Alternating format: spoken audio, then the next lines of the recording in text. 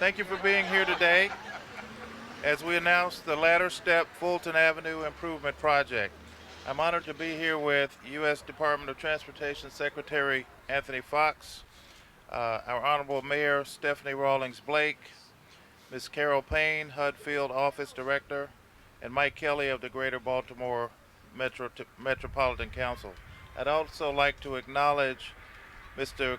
Kumai Marshall, who is here with us today on behalf of Congressman Elijah Cummings' office. The City of Baltimore is honored to have been selected as one of 7 cities to partner with the federal government in LadderSTEP program. This is a unique opportunity for us to begin reconnecting West Baltimore to downtown, to the downtown district.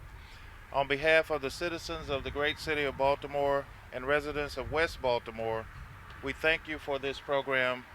And now I'd like to introduce Mike Kelly, Executive Director of the Baltimore Metropolitan Council. Thank you, Director Johnson, for the introduction. In 2015, the Baltimore Metropolitan Council and our partners in a program called the Opportunity Collaborative released our regional plan for sustainable development. The plan was funded through a federal partnership between HUD, EPA, and DOT, and it was just referred to by Congressman Cummings in a Baltimore Sun op-ed as practical and achievable, and he urged our partners to move it forward. One of the things we did in addition to our planning was to fund a series of demonstration projects around the region. One of these projects was a market study of the West Baltimore MARC area. That study certainly helped lead to our LadderSTEP designation, which we are very happy to be celebrating here today. Secretary Foxx, Mayor Rawlings-Blake, thank you for your support. And we couldn't be more happy to be here today for this nice announcement for West Baltimore. Thank you. Thank you, Mike. Now I'd like to introduce Ms. Carol Payne, who is the HUD Field Secretary Director. Good morning, everybody, and to our mayor, thank you for your leadership. Thank you for just having this vision for us to address communities in a way across agencies, collaborating at the highest level. You heard Mike Kelly mention the Opportunity Collaborative. Little did we know in 2012 that we would have the opportunity to stand here 2016 to talk about the highway to nowhere in a way that says, community, we heard you. And so today we have the opportunity to not only talk about lifting the highway to nowhere to a place of community, but to also talk about the possibility of housing. And so I want to say a special thank you to our Secretary of Housing for the state of Maryland, but to everyone who has been a part of this process. Just a special word of thank you from Secretary Castro and also from the Baltimore Field Office. Thank you. All right, thank you, Carol. And now I'd like to introduce the leader of our great city, the Honorable Mayor Stephanie Rawlings-Blake. Thank you. Thank you. Good morning, everyone. Good morning.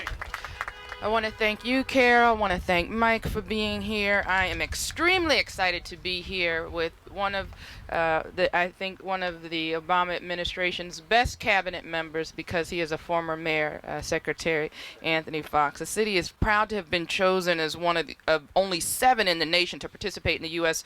Department of Transportation's LadderSTEP Transportation Empowerment Pilot Program.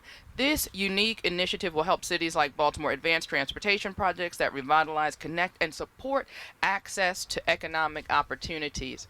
And this could not come at a better time. We're working so hard across the city to remove barriers to employment and to create more opportunities. You can create all the opportunities in the world, but if people can't get to them, it's all for naught. So this is important.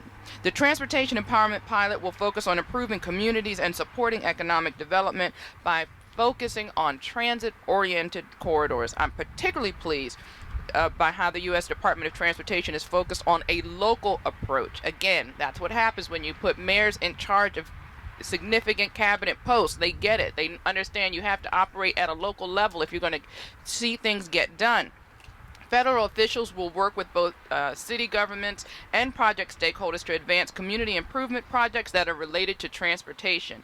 Listening and respecting the local input is so important to the success of our neighborhoods, particularly ones like West Baltimore. Here in Baltimore, the LadderSTEP program will focus on improving areas near the West Baltimore MARC Station, where existing transportation access provides a good starting point for revitalization. The U.S. Department of Transportation will help the city reconnect West Baltimore to the downtown business district.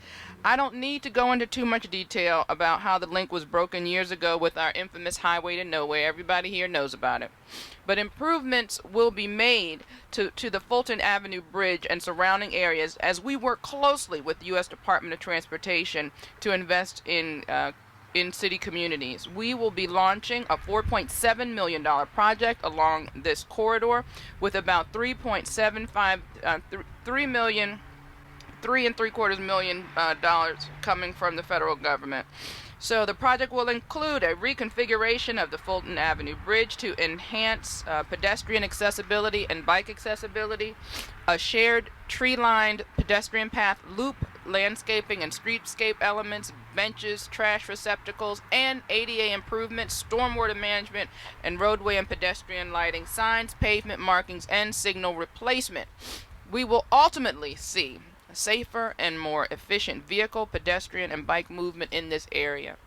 The LadderSTEP program will also enable us to provide more job opportunities to our local workers.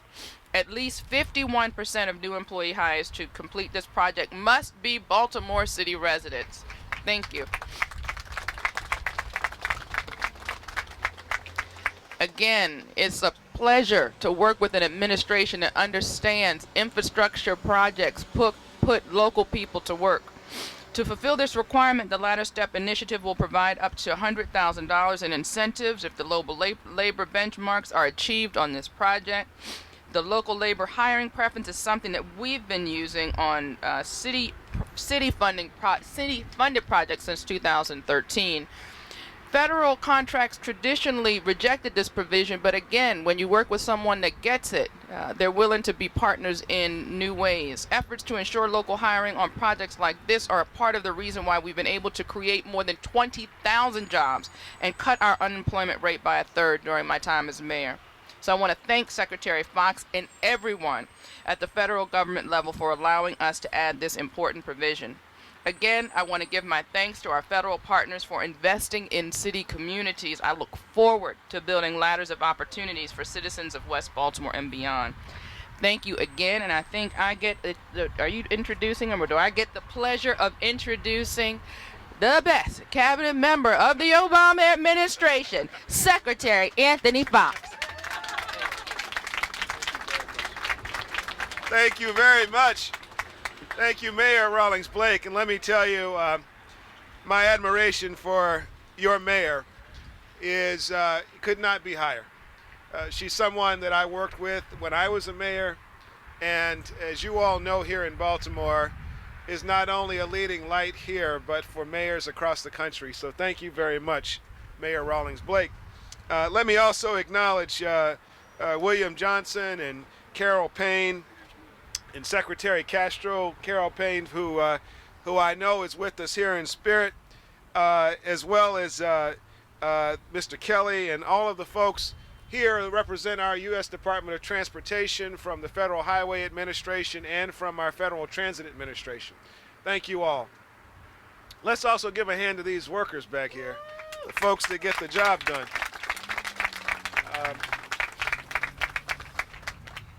So it's a little more than a year ago when I was in a room in Washington, D.C. with several folks that had come to share some very alarming data about the reality that in many parts of our country there is a huge difficulty at going from poverty to middle class. It's a challenge that has many dimensions. Dimensions as diverse as education and health. But one of those dimensions that we have not paid as much attention to, and the mayor spoke about it, is transportation. where we're standing is very close to a place that was initially thought to provide a thoroughfare for a highway. The Franklin-Mulberry Corridor, or I-40, was imagined to run right through this neighborhood. And for a time it partly did, until the community rose up and stopped the project. But one thing that we have not figured out yet, and we're working towards, and this community is working towards, is how you create those connections that allow people to reach their goals and their ambitions. The streets may have potholes, but the people don't. There may be some bricks missing, but there's nothing missing in the fight of the people here in West Baltimore. And so the question is, can we build a transportation system that is as good as they are, that's as hardworking as they are, that has as much potential as they do? And that's why I'm so excited that this community met our challenge. When we said to the mayor, we said we want to figure out ways that transportation can lift people up and lift communities up. This project is the one that rose to the top. And so we've been providing technical assistance over the last year or so, and we're so grateful that this collaboration is going to lead to a tangible outcome right here on the bridge. But let me say that this project is just part of a larger strategy at the United States Department of Transportation called LadderSTEP, where we are engaging at the local level to imagine a transportation system that connects everyone and makes sure there is no zip code in America that is cut off from opportunity. And so we have projects in Richmond, Virginia, where bus rapid transit is connecting people in West Richmond to East Richmond, where the jobs are, in ways that have not been done before. In Indianapolis, where they're also looking at bus rapid transit. In Atlanta, where they're using pedestrian and bicycle access to improve connections for folks. In places like Baton Rouge, where they're looking to build a streetcar that will create even better connections. And all of these connections are connecting neighborhoods that have historically been underserved. And so, ladies and gentlemen, I think what you're seeing here now is the evidence of a transition that our country is making, from cutting people out to bringing people in, to making these connections that will ensure that over a generation we improve upon and build better than we did in the past. And we've got to do this one block at a time, one community at a time, one city at a time, one county at a time, one state at a time. And over the next several years and decades, if we are paying attention and local people are raising their voices, we will see a country that is more connected than ever before. And we can say that part of it started right here in Baltimore when we looked at this community and we looked at what had been done decades ago, and we started to imagine a different city, a connected city. Thank you very much.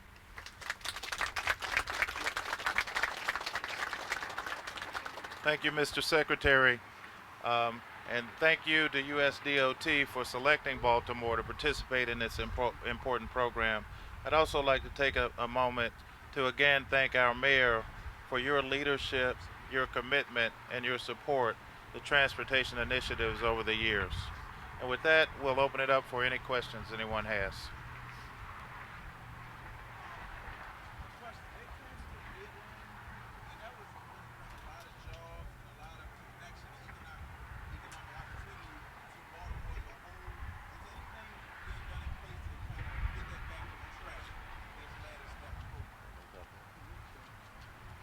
Well, I think some of the things that you're seeing with programs like this are a start.